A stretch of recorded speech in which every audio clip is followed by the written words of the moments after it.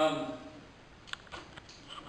sat at home for 5 days writing down what I should read and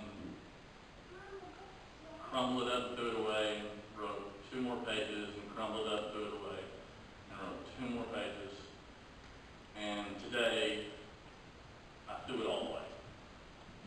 I've got little cards here. That's what I'm going to go by. First thing I want to do is thank everyone that's ever been in my mother's life, that's ever had anything good to say about her, that's helped her along her way. There's thousands and thousands upon children, grown adults, that are on this planet right now that my mom has fed. This started all the way back in Dallas when she worked at the dairy.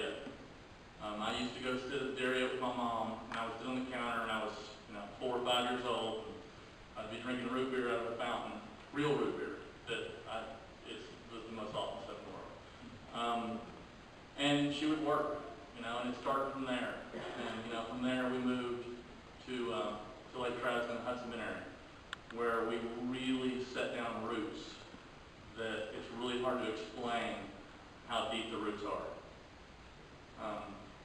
Mom worked at Lakeway Inn. I don't know, all you know where Lakeway Inn. Lakeway Inn used to be the big deal around here.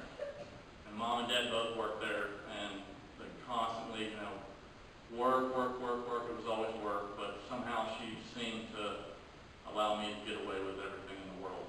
I don't know if it was a good thing or a bad thing, but she was always there for me to have a good time. She always talked about memories she had of Dallas, of meeting this guy in Bowling Palace and falling for him, and not knowing who got the better end of the deal. I'm pretty sure we did, or she did, or the story never really got all the way around. So it was always cool stories that she told. The main thing my mom loved more than anything in the world was to work, and not just to work, to be part of something. To every single day know that she'd go someplace and people loved her and wanted her to be there. And when she had her heart attack, they all told us, it's over, she's gone. Now we're talking years ago. We're not talking this time. Years ago, she's gone. My sister Sam shows up at the door and she's bawling. Mom's going to die. I'm going to go to the hospital and she's going to die. Mom doesn't die. And gets multiple stents, and they tell her, well, you're going to be bedridden, whatever. Mom goes back to work. Mom goes back to work for years and years and years and years, and gets sick again. And she did this the entire time that I can remember. There was always something that they always told her she's not going to go back to work. There was years at the village school, which, if you go down 620, it's a pizza place now.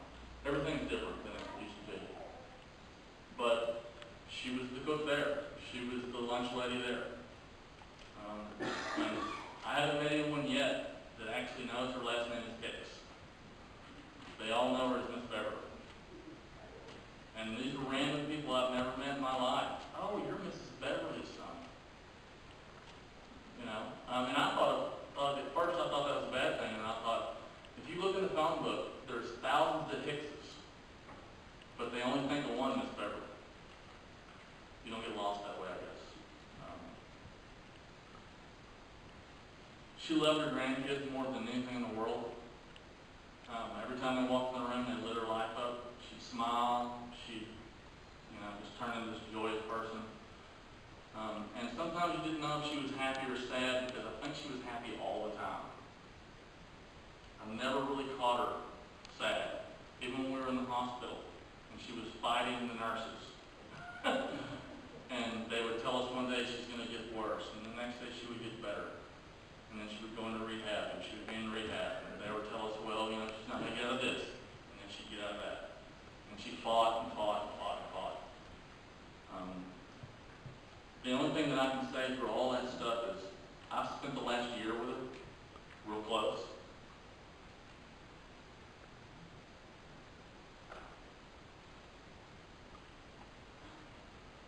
And I thought it sucked while it was happening. This is so, come on, Mom, get better, and she get worse. thought it sucked. And it didn't. And if she wouldn't have got sick and would have just passed away, I would have missed the last year. I would have missed fighting with the nurses and all of us making fun of the nurses and, yeah, thousands of phone calls from people and Dad making all the nurses laugh. So I think that when it comes to the end, that Mom spent a lot of time trying to make everyone else around her happy, and I think that we all need to do that, and we don't. And what she would want me to tell you guys right now is that she's in a better place. We spent hours and hours and hours with her before she passed away, and we were with her when she passed away. And she was happy. She knew everyone loved her and knows everyone still loves her. And I'd like to have her back, but I know she's not coming back. And I've put it here now. I'm okay with it. And I need everyone else to do that also, especially my sisters and my dad, because I know it's really hard for them. But I think everything's going to be okay.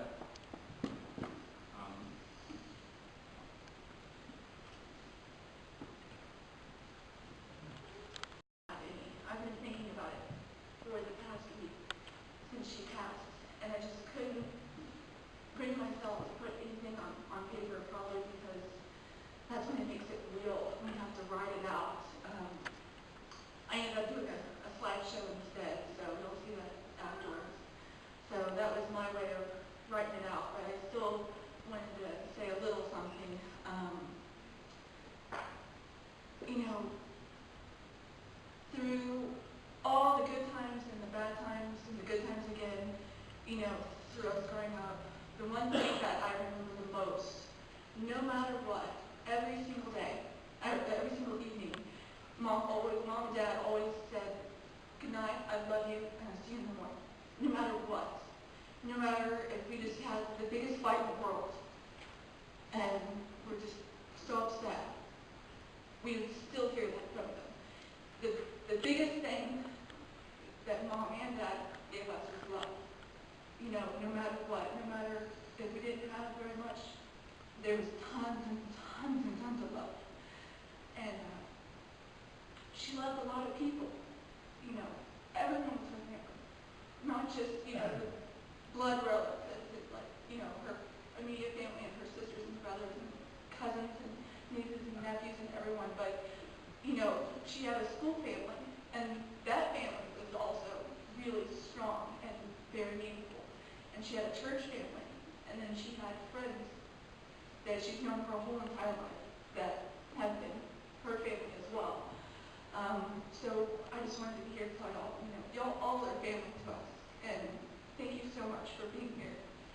And to remember such a wonderful person, because she was. And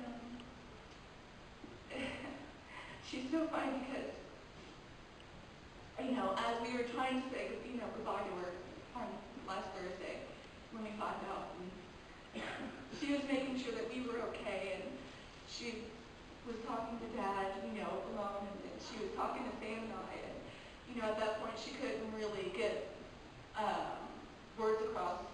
She had to write stuff down, and words weren't coming to her really well, and a few people from the school were there, and so all that would come out was lunch money.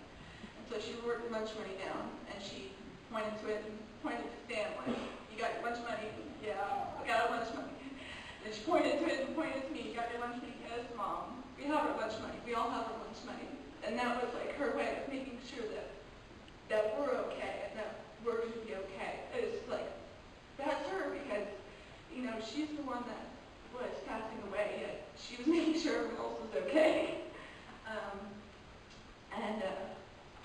That's really all I wanted to share. It's just, till the very end, she just always cared for everyone else. And she was, like my brother said, always happy, you know, she always was happy. But she was also the quiet one of the family, because the rest of us are kind of loud. Can't tell. But the one story that I do remember where she wasn't was actually when she met my husband. And, you know, I had told, you know, my mom's quiet and my dad's talkative. And we get there, and my dad didn't say but 2 words, I think, and my mom would not stop talking. She just talked and talked and talked and talked and talked, and left, and I was like, well, I don't know who those people were, but one day they'll be my family. This was not my parents, they were kind of switched. But just thank you all for being here, and we really appreciate it, and we love you all. Thank you so much.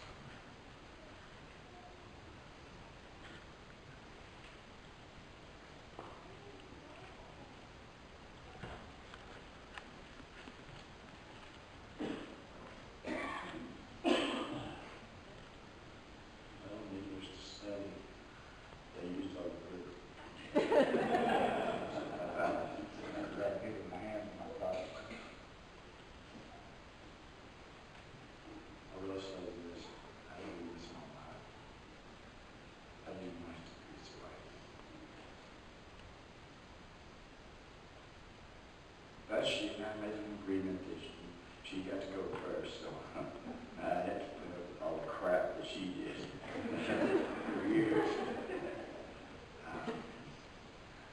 I think she'd be proud of all the lives she touched. And this is just a cross-section. There's probably 100,000 more that she could see. There's more here.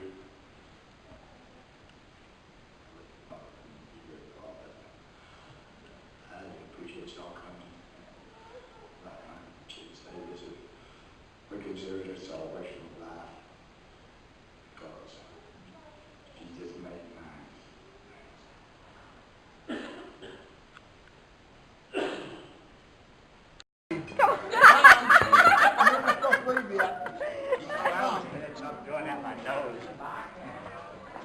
Yeah, I know, Corby. Come on.